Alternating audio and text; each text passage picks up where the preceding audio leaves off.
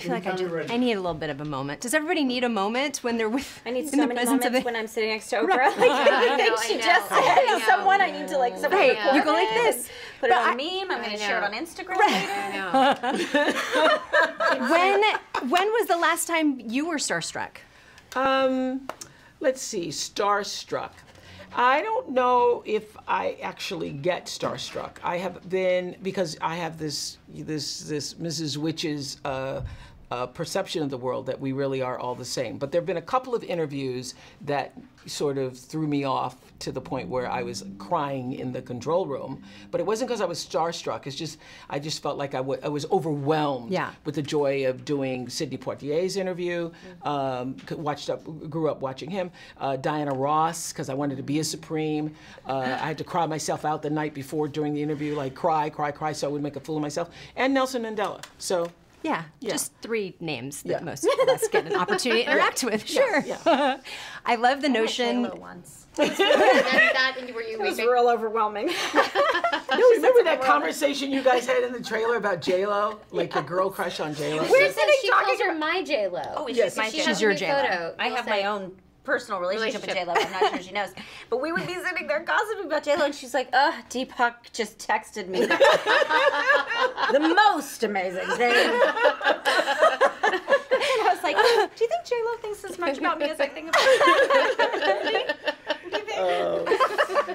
I used to do that growing up with Paul McCartney. It's a true story that I used to grow up thinking that I was going to marry Paul, and one of the great disappointments in life is that I didn't. There's still time. But no, there isn't time, and it's okay now. But then, look, I was at the Kennedy Center Awards. Honest to God, this is a true story. Please don't take this time away from her. Okay, so I was at the Kennedy Center because I grew up thinking I was going to marry Paul, and I had his picture all everywhere, and which is really interesting for a black girl in the inner city because everybody's like, you don't like the Temptations? What are you talking about the Beatles? So. Anyway, I was at the Kennedy Center Awards.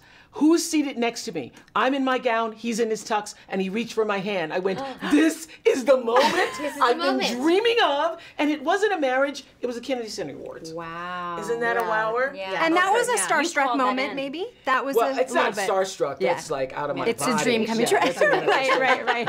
Starstruck, are you kidding? I was like, Paul is holding my hand. Stedman was behind me. I go, Stedman, Paul McCartney is holding my hand. Literally, he wrote a song about this. Yes. He literally wrote a song about that. Now we can start timing. Okay, I'm just off the record. Thank you. Okay. The notion of finding your frequency, finding the right frequency, is a great theme of this movie. What is your best frequency?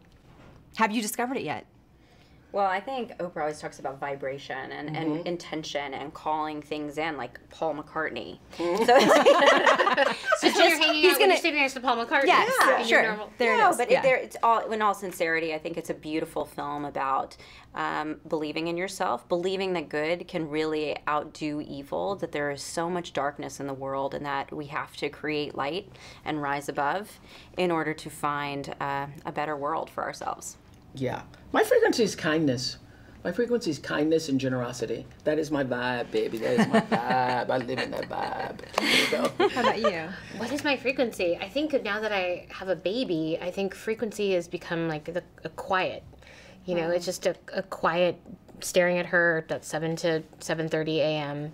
That is, and I'm not a very quiet person, and I don't have a very quiet lifestyle, and I don't spend my time with quiet people. So this is very new. This new frequency, but I'm really enjoying it. That's cool. Yeah. Yeah.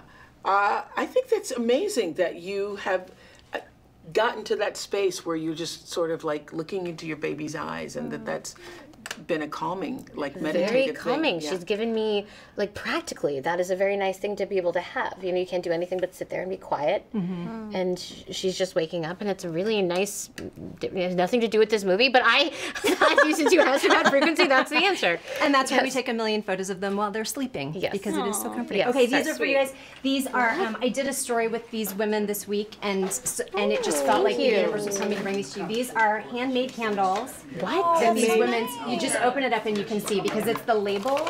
Okay. Oh, handmade candles. That are amazing. Thank you so much. Queen of damn near everything. I love it.